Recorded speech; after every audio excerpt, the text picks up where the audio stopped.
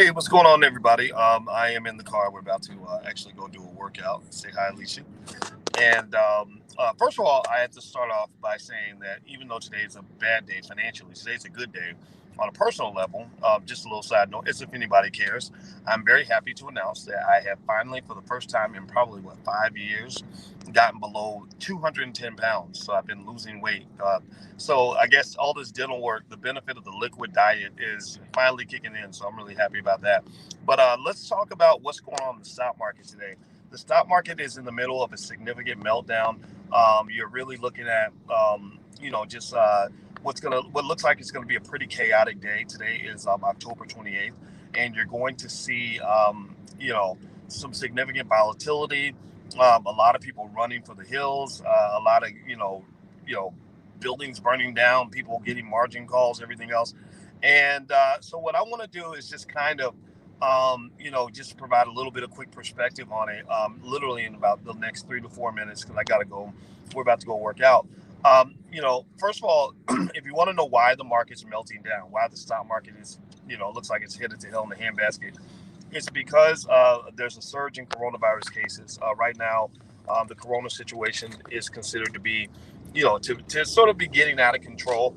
And that is leading people to speculate or to be concerned about the uncertainty. So it's not so much that they're necessarily sure what they're concerned about. It's that they're concerned about what they might need to be concerned about. They don't even know. They're concerned about the fact that they don't even know what they should be concerned about, right? So it's like uncertainty about uncertainty, like the unknown unknowns, meaning, how's this going to play out? Is it going to get worse? Is it going to get under control? What impact is it going to have on the economy, etc. Asian countries actually are safe havens right now financially because they actually manage the virus pretty well. They don't have these concerns. In the U.S. and in Europe, it's getting pretty messy, and so that's causing a lot of turmoil, a lot of problems, and I think that it was really hammered badly by the fact that the Democrats and Republicans could not make a deal on the stimulus package. When the stimulus package deal didn't go through, I felt like that really nailed the stock market really badly. Which because it was already dealing with, so it's like you have this pending threat of the corona cases. So you're looking for the government, save me, save me, save me, and the government does not come through. That's a big problem. So here's what you're looking at. You're looking at a rise in cases as the government learns how to stabilize and deal with a lot of these cases. The virus doesn't kill everybody. It doesn't. In fact, most people that catch it don't die. But there are still concerns about it for obvious reasons, not just on the fact that you don't want anybody to die, but then second of all, the system. Can the healthcare system handle this? We're going into winter.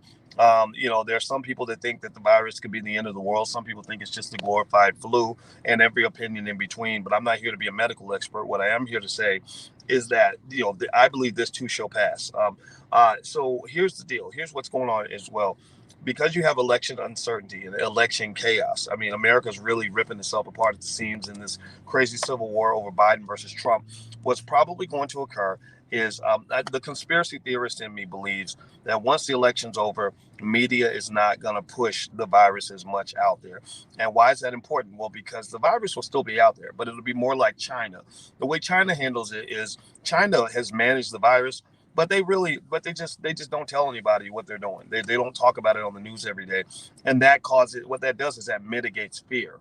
Fear is the number one wealth killer that's out there. I mean, if all investors are scared, if all consumers are scared, if businesses are scared, if banks are scared, then the economy shuts down, right? So you're not so much afraid of what you have to be afraid of, but you're afraid of fear. Fear itself is a wealth killer, right? So right now we're being inundated with the virus of fear. That's a bigger, stronger virus than Corona ever could be. So right now, the virus of fear is going to, if you have a diversified portfolio and maybe you're in my stock market class or something, and you're investing properly, you're probably going to see some hits on your portfolio. You're probably going to lose some wealth today, or you're going to get the feeling that you lost wealth. If you don't sell anything, then you're not losing anything. You're not. It's not a realized loss. But it's gonna feel a little bit weird. If you have a little extra cash, I'm not gonna tell you to invest, but I'm gonna tell you that with my little bit of extra cash, I'm gonna go buy some more stocks. I'm gonna dig deeper, because I don't believe that there's anything here that signals a long-term fundamental shift in the ability of American corporations to make money. Microsoft just had an earnings announcement that was out of this world. I mean, $13 billion profit in one quarter, not in a year, in a quarter. And that's profit, not revenue. 39 billion in revenue, one quarter. I mean, that's an insane amount of money. So money's being made. These companies are doing well. The difference, though, is that right now, when investors are scared, bad things happen. So if you want to know, so let me just say this before I go. If you want to know what I'm doing, I'm buying. I just believe in the market. Historically, when these things have happened, if you continue to buy, you're eventually going to make money. The question is when. Nobody knows when, but eventually things turn around. The other thing is, I want to let you guys know two things. One, I'll be talking about this all day today on the Black Financial Channel. So make sure you subscribe to the Black Financial Channel. It's a great way for you to keep up with the market. It's a Black-owned financial daily news and commentary platform. So you can also follow us on Instagram right there. It's on the screen. Next, if you want to get text notifications, you can text the word Boyce to 31996, and I'll text you guys when we do stuff in the Black Business School. We just want to help you out and keep you informed. Okay. So anyway, let me see here. That money you're speaking of is not B1, sir. Are you sponsored or something? I don't know what that means. I'm B1, but I don't know what you mean. That money you speak of, I don't get that part. I want Black people to have everybody's money. That's it. They own you. They've been owning you for 400 years. It's time for you to own them too. Own them too. It's not a one-way street. So you can go buy shares in white-owned companies, and the money's still green. Sorry, didn't mean to yell, but I had to get that out of us. Did I sound a little volatile bit? You frightened me a little bit. Did I? Okay. I've gotten used to it by now. I scared my woman, y'all. See, y'all got me scaring my woman. See, like now I got to go. Now I got to go. Anyway, I'm messing with you. I'm messing with you. But seriously, at the end of the day, it's no disrespect. I'm just messing with you, brother.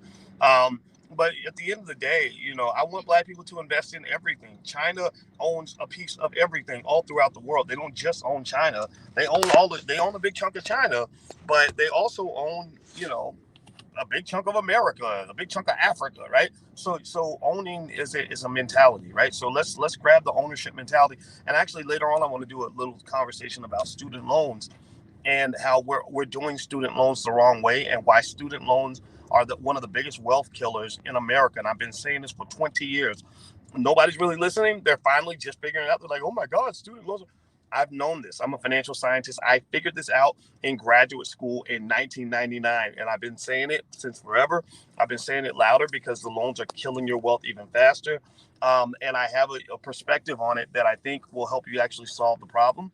But again, if you are stuck in a mindset where you simply do what the other slaves are told to do, then you're gonna be screwed repeatedly. So that's just what it is. I know I get passionate sometimes, but I just want you guys to listen, man. I mean, I know people listen. I think sometimes I feel like I want everybody to kind of listen, because these solutions really do work. So anyway, guys, I gotta go.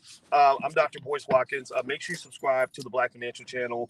Also, if you haven't learned to buy your first share of stock, or you want to get free information from the Black Business School, there's a URL, firstshareofstock.com. Hit the thumbs up button if you could. Please hit the thumbs up button, share, and subscribe button. I'll see you guys later after I go out here. And Alicia's about to torture me on this track, but that's what I need, because I don't want to get fat again. I got out of fat jail. I ain't going back. Love you guys. See you later. Peace.